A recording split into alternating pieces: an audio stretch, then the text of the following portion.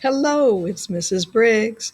I have a story for you called Tops and Bottoms, written and illustrated by Janet Stevens. Once upon a time, there lived a very lazy bear who had lots of money and lots of land. His father had been a worker and a smart business bear, and he had given all of his wealth to his son. But all Bear wanted to do was sleep. Not far down the road lived a hare. Although Hare was clever, he sometimes got into trouble. He once owned land, too, but now he had nothing.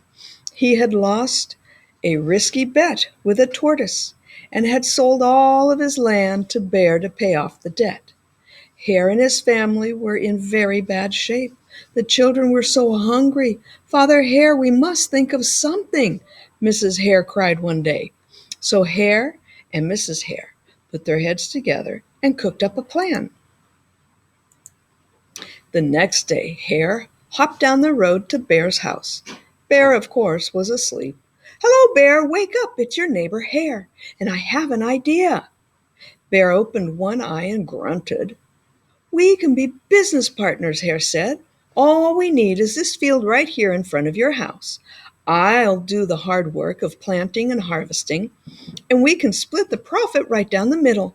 Yes, sir, Bear, we're in this together. I'll work and you sleep." "Huh?" said Bear. "So what will it be, Bear?" asked Hare. "The top half or the bottom half? It's up to you. Tops or bottoms?" Let's see," Bear said with a yawn. "I'll take the top half." Hare? "Right, tops." Hare smiled. "It's a done deal." So Bear went back to sleep, and Hare and his family went to work. Hare planted, Mrs. Hare watered, and everyone weeded. Bear slept as the crops grew. When it was time for the harvest, Hare called out, "Wake up, Bear! You get the tops and I get the bottoms." Hare and his family dug up the carrots, the radishes, and the beets. Hare plucked off all the tops, tossed them into a pile for Bear, and put the bottoms aside for himself. Bear stared at his pile. "But Hare, all the best parts are in your half." "Well, you chose the tops, Bear," Hare said.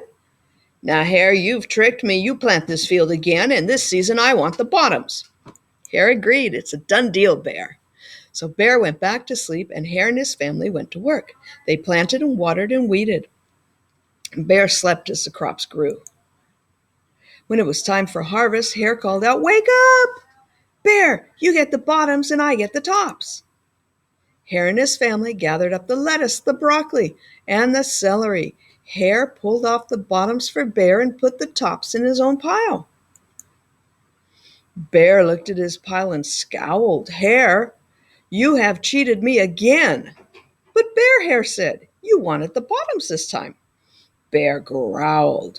"You plant this field again, Hare. You've tricked me twice, and you owe me one season of both tops and bottoms."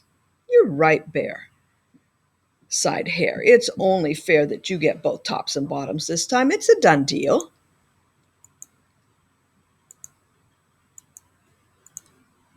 So Bear went back to sleep, and Hare and his family went to work. They planted, watered, and weeded, and then watered and weeded some more.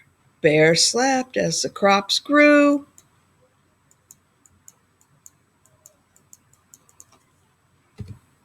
When it was time for the harvest, Hare called out, "Wake up, Bear! This time you get the tops and the bottoms."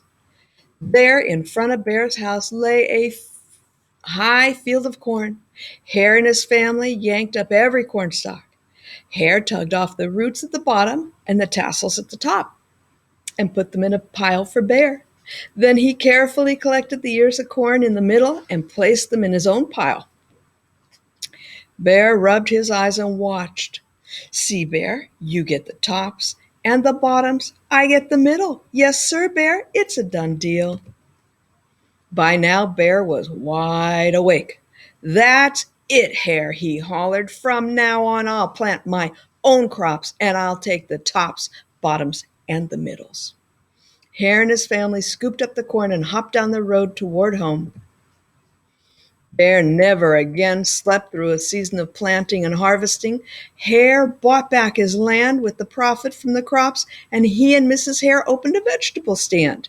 And although Hare and Bear learned to live happily as neighbors, they never became business partners again. The end. I hope you enjoyed this story.